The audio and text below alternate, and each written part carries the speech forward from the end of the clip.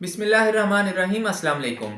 मेरा नाम डॉक्टर अब्दुल्ला गाजी है। मैं होम्योपैथिक ट्रीटमेंट से रिलेटेड आपके साथ वीडियो शेयर करता रहता हूँ। तो आज मैं जिस टॉपिक पे आपके साथ बात करने लगा हूँ वो है नेजल पॉलिप्स, जिसको हम नाक की गदूद भी कहते हैं। इस वीडियो में मैं आपको बताऊंगा कि नेजल पॉलिप्स होता क्या है, किस तरह की इसकी अपीयरेंस होती है, किस तरह आप इसका डिफरेंशियल डायग्नोसिस कर सकते हैं, इसकी अपीयरेंस के बारे में बताऊंगा और बताऊंगा कि किस तरह आप अपनी टॉर्च की मदद से सिर्फ ये डिफरेंशियल डायग्नोस कर सकते हैं इसको, या डिफरेंशिएट कर सकते हैं कि ये नेजल पॉलिप है या नहीं। और इसको किस तरीके से आप दूसरी जो है हमारे पास एलर्जिक राइनाइटिस है या साइनोसाइटिस है उससे इसको डिफरेंशिएट करेंगे। तो उसके अलावा मैं आपको इसके मेन सिम्टम्स के बारे में बताऊंगा, इसकी कॉजेज के बारे में बताऊंगा और कुछ प्रिकॉशनरी मेजर्स के बारे में बताऊंगा कि जिसको अगर आप यूज कर लें तो आपका नेजल पॉलिप्स का इशू इंशाल्लाह बहुत जल्दी रिकवर हो जाएगा और इंशाल्लाह आइंदा भी इसकी प्रिवेंशन रहेगी हमारे पास। उसके अलावा मैं आपको इसके इफेक्टिव होम्योपैथिक ट्रीटमेंट के बारे में बताऊंगा। तो सबसे पहले शुरू करता हूँ नेजल पॉलिप्स से। नेजल पॉलिप्स हमारे पास नाक के अंदर जो हमारा मिडल मीटस एरिया का एरिया है या हमारे पास जो एथमॉइड रीजन है उसके अंदर मिकोजा की जो है वो हमारे पास इन्फ्लेमेशन स्टार्ट हो जाती है किसी भी वजह से। उसकी वजह से हमारा जो पैरानेजल साइनस म्यूकोजा है उसके ऊपर एक आउटग्रोथ स्टार्ट हो जाती है जिसको हम नेजल पॉलिप्स कहते हैं।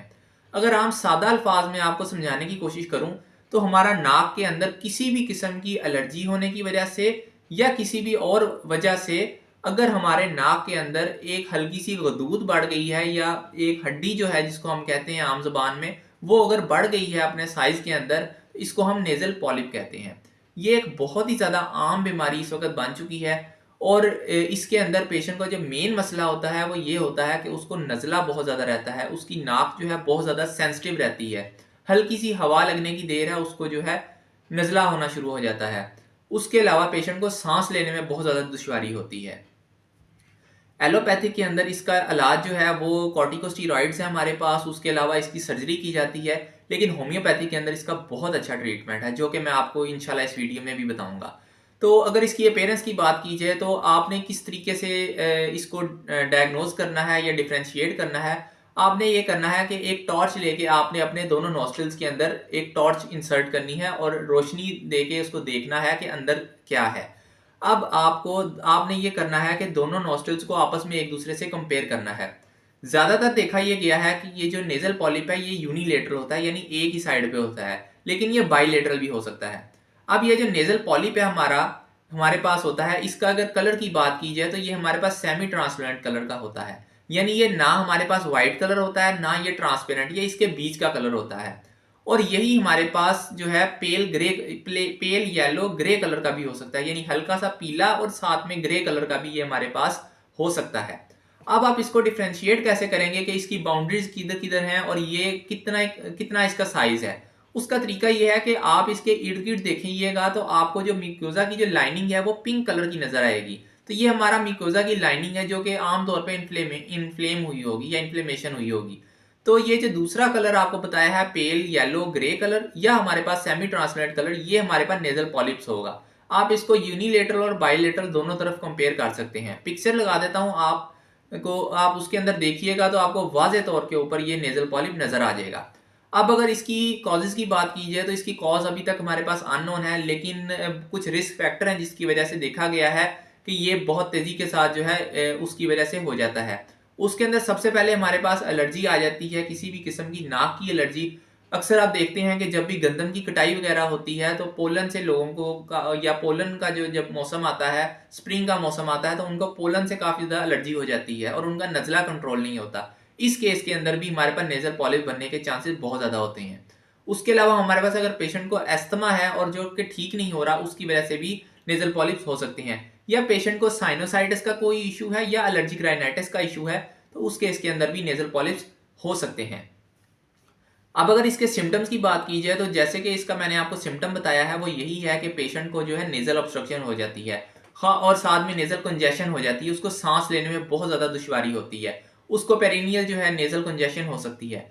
उसके अलावा हमारे पास एनोस्मिया हो सकता है, यानी पेशेंट अक्सर ये कह सकता है कि उसको किसी भी चीज़ की स्मेल नहीं आ रही है, ना ही उसको खुशबू आ रही है और ना ही उसको कोई भी पंजेंट या बहुत ही गंदी जो है स्मेल आ रही है। उसके अलावा हमारे पास हाइपोजमिया भी हो सकता है, यानी कि पेशेंट ये कहता है कि उसको स्मेल खुशबू आ तो रही है लेकिन बहुत ही माइनर सी आ रही है, इसके अंदर या तो सेंस जो सूंघने की जो हमारी सेंस है वो बहुत ज़्यादा कम हो जाती है या बिल्कुल ख़त्म भी हो जाती है। और हमारे पास अब एक अगर इसको डिफरेंशिएट किया जाए, हमारे पास एक डिजीज़ होती है जिसको हम क्रोनिक राइनोसाइनोसाइटिस कहते हैं, जो कि बिल्कुल साइनोसाइटिस की ही हमारे पास एक क्रोनिक स्टेज है। उसके अंदर ये होता है कि हमारा जो ये साइनोसाइटिस का एरिया है, इसके अंदर इन्फ्लेमेशन हो जाती है। लेकिन इसमें इसके साथ हमारे पास नेज़ल पॉलिप हो भी सकते हैं या नहीं भी हो सकते हैं।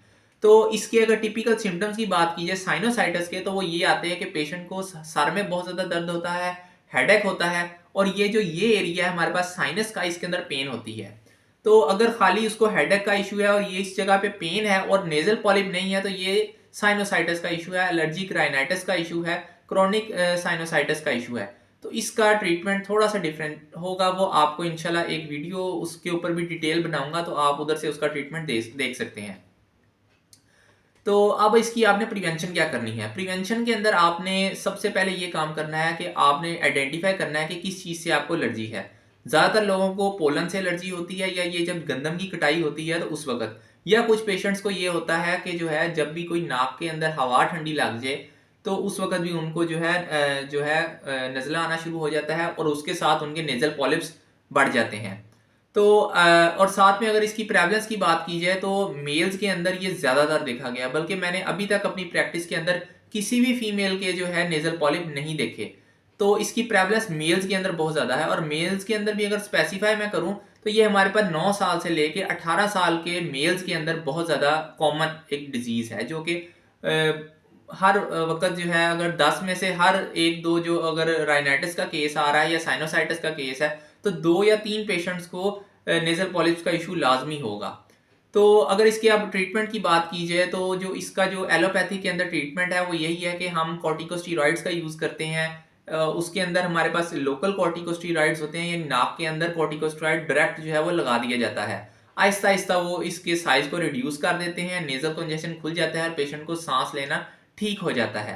या अगर शॉर्ट टर्म के लिए जो पेशेंट को ज़्यादा इशू है, तो एलोपैथी के अंदर डॉक्टर जो है हमारे पास इनको ओरल कॉर्टिकोस्टेरॉइड्स यूज़ करा सकते हैं। उसके अंदर जो है ये लेकिन इसके साइड इफ़ेक्ट्स काफ़ी ज़्यादा होते हैं, जिसकी वजह से, और ये कोई परमानेंट ट्रीटमेंट भी नहीं है इसका, तो इसलिए एलोपैथी को मैं इतना ज़्यादा प्रेफ़र नहीं करता, और ना ही एडवाइस करता हूँ पेशेंट को कि वो ये मेडिसिन यूज़ करें। उसके अलावा एक सर्जरी की ऑप्शन पेशेंट के पास रह जाती है, लेकिन सर्जरी आपने उस वक़्त करानी है जब आपका जो पैसेज है वो बिल्कुल तकरीबन 90% से ज़्यादा बंद हो जाए, तो उस वक़्त आपने इमरजेंसी कंडीशन के अंदर आप इसको रिमूव भी करवा सकते हैं। लेकिन होम्योपैथी के अंदर इस तरह की मेडिसिन्स हैं कि जिससे इसका साइज़ आहिस्ता-आहिस्ता रिड्यूस किया जा सकता है। इसकी अगर सर्जरी की जाए तो वो एक माइनर सा ऑपरेट होता है, हल्का सा इंसिजन लगा के इसको जो है रिमूव कर दिया जाता है। लेकिन ये परमानेंट हल नहीं है इसका, कि आप इसको रिमूव तो कर देंगे लेकिन ये दोबारा बन जाएंगे। क्यों ना आप इसकी कॉज को ही खत्म कर दें, ये जो एलर्जी जिस वजह से आपको ट्रिगर हो रही है, या ये जो साइनोसाइटिस का इशू है, राइनाइटिस का इशू है, आप इस इशू को ही ठीक कर दें कि ये दोबारा बने ही ना। तो उसके लिए मैं अब आपको इसके इफेक्टिव होम्योपैथिक ट्रीटमेंट के बारे में बताता हूँ। जो सबसे अच्छी मेडिकेशन जो कि मेरे इस्तेमाल में बहुत ज़्यादा है नेजल पॉलिप के केस के अंदर, वो है हमारे पास R84। ये रैकवेज कंपनी के हमारे पास ड्रॉप्स होते हैं। ये आपने उस सूरत के अंदर यूज़ करने हैं अगर आपको किसी भी किस्म की डस्ट एलर्जी है, एलर्जिक राइनाइटिस का इशू है, साइनसाइटिस का इशू है, कोई भी आपको अगर ठंडा गर्म नाक के अंदर लग जाए, या कोई भी पोलन या डस्ट से एलर्जी हो जाए, या गंदम की कटाई के वक्त आपको जो है फ्लू हो जाए, नज़ला हो जाए, नाक सेंसिटिव हो जाए, तो उस केस के अंदर आपने R84 का यूज़ करना है। इसके आपने 10 ड्रॉप्स 1 घूंट पानी में दिन में 4 दफ़ा यूज़ करने हैं। अब अगर इसको नेजल पॉलिप्स को रिड्यूस करने की बात की जाए तो हमारे पास 3 मेडिकेशन बहुत ही ज़्यादा इफेक्टिव हैं होम्योपैथी के अंदर। सबसे पहले हमारे पास आ जाती है लैमिना माइनर 30CH पोटेंसी। अब देखिएगा मैंने इसका नाम भी जो है कोड वर्ड के अंदर नाक की गदूद लिखा हुआ है, यानी ये बहुत अच्छी जो मेडिकेशन है हमारे पास लैमिना माइनर 30CH पोटेंसी के। इसके आपने 3 ड्रॉप्स 1 चम्मच पानी में पेशेंट को दिन में 4 दफ़ा यूज़ कराने हैं। इसके साथ आपने ट्यूकेरियम 30CH पोटेंसी का भी यूज़ लाजमी करना है। ट्यूक्रियम 30CH पोटेंसी, इसके आपने भी 4 ड्रॉप्स 1 चम्मच पानी में दिन में 4 दफ़ा यूज़ करने हैं। ये आपने अल्टरनेट डेज के अंदर यूज़ करने हैं, यानी अगर आपने मंडे को ये यूज़ किए हैं तो आपने अगले दिन ट्यूसडे वाले दिन इसकी 4 डोजेस का यूज़ लाजमी करना है। उसके अलावा आप ये मेडिकेशन कम से कम 2 माह तक इस्तेमाल करें। अगर आपको फ़र्क लगे तो आप इसको 1 माह तक और कंटिन्यू भी कर सकते हैं। लेकिन अगर आप देखें कि 1 या डेढ़ माह इस्तेमाल करने के बाद भी आपको कोई सैटिस्फैक्टरी इसका रिजल्ट नहीं मिल रहा, तो फिर आपने कैलकेरिया फ्लोर 6x बायोकेमिक का यूज़ लाजमी करना है। इसके आपने 6 टैबलेट्स जो हैं दिन में 4 दफ़ा इस्तेमाल करनी है और साथ में आप ये मेडिकेशन भी यूज़ करेंगे। तो अगर आपका इन दोनों मेडिकेशन के साथ ट्रीट इतना अच्छा नहीं हो पा रहा, तो आपने फिर कैलकेरिया फ्लोर 6x का यूज़ करना है। उम्मीद करता हूँ आपको मेरी वीडियो अच्छी लगी होगी। अगर आप मेरे चैनल को सब्सक्राइब कर दें और साथ में दिए गए बेल आइकन को भी प्रेस कर दें ताकि मेरी आने वाली जो वीडियोज़ है वो सबसे पहले आप तक पहुँच सकें। Thank you very much and अस्सलाम वालेकुम।